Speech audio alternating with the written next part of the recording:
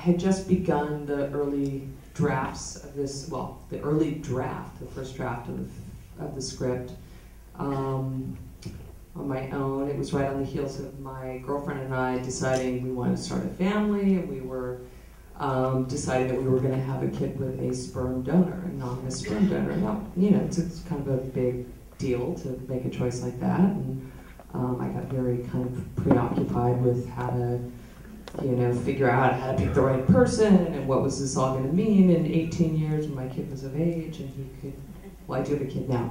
When the child I was going to have was of age where he could meet this person who was his biological parent and whatnot. So the story sort of came to me in a rush, and I began a script and then kind of hit a wall and realized, oh my God, here I go again, another, you know, year, 2, 3 years. I had no idea how long it was going to take, but it notoriously took me a long time to write scripts on my own.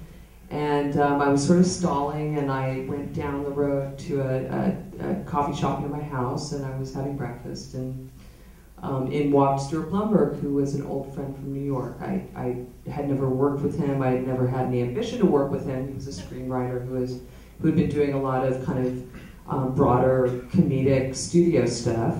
I admired him a lot. He was a good person to kind of bounce ideas around with, but hadn't seen him in a while. And he walked in and we started talking. He asked what I was doing, and I said that I had come up with this idea and I was, you know, started hitting a wall.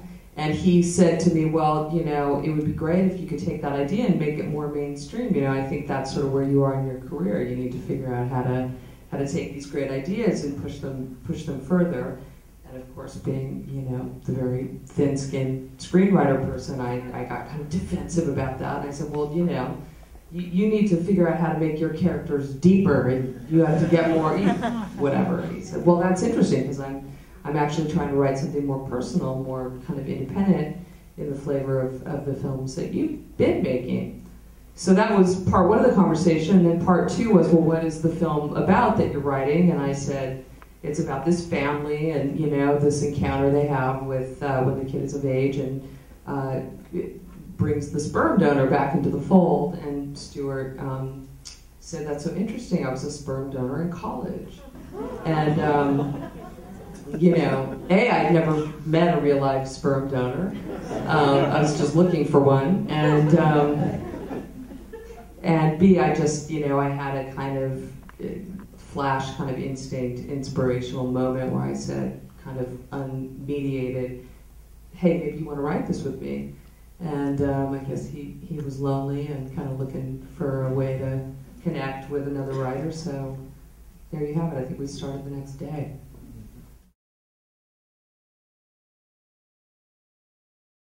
Neither of us had written with a partner before.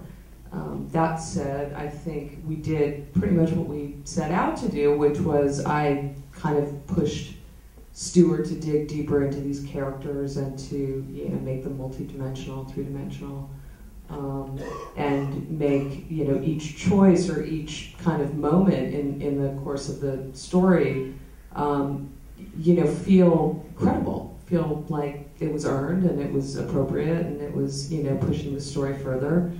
And so I think that was my big contribution. I felt like that was important for a film like this, especially because we were going toward a kind of more drama, comedy tone. And I think Stuart really brought that to the script. He had a lot of experience in that. He knew how to do things in a kind of shorthand way. He was not a person who felt like he had to be polite. In the past, I had, you know, felt like I was doing my best at comedy, but I think I was erring on the side of being too polite. So he pushed me to just, you know, go with my instincts and whatnot. He's a great structure guy. We, you know, I think the script really benefited from his perspective on that, and probably from my kind of forced realism or something like that.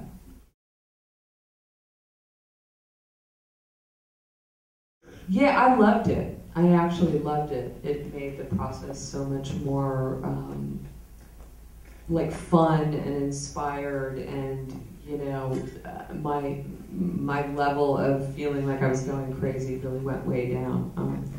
I think writing alone is really hard.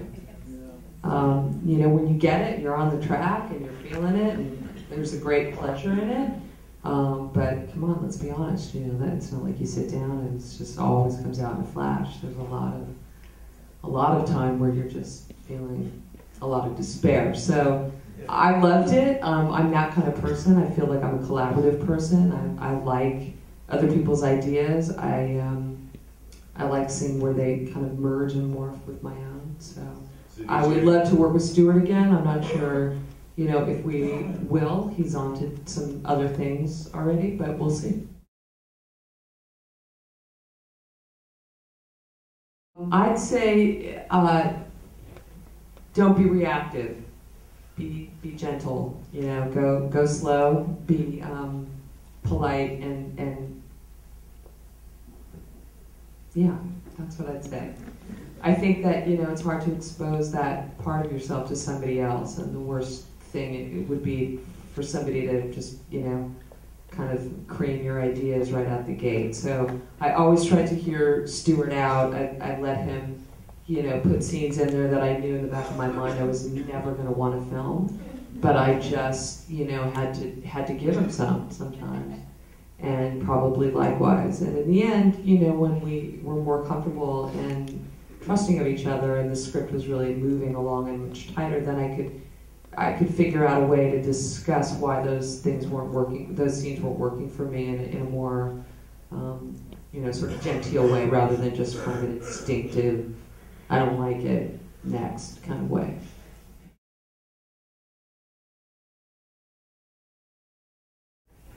Truthfully, you know, it sounds glib or whatever, but I don't feel that way about this movie. I don't feel like, oh God, if we'd written that scene, or remember that scene, or that scene that ended up on the cutting room floor, if we'd only done it better.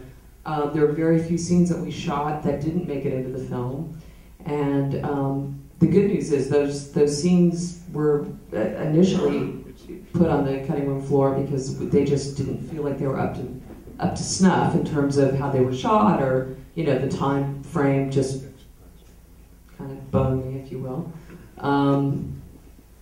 But in the end, it turned out to be the scenes that we really didn't need to make the film work. So I don't, you know, apart from a very early draft where Stuart and I wrote an epic kind of ending to the film where they end up on a last summer vacation and they're river rafting down the Tuolumne River, and a lot of the reveal ends up happening in that context. That said, I don't miss it. It was fun to write it. It was fun to imagine it.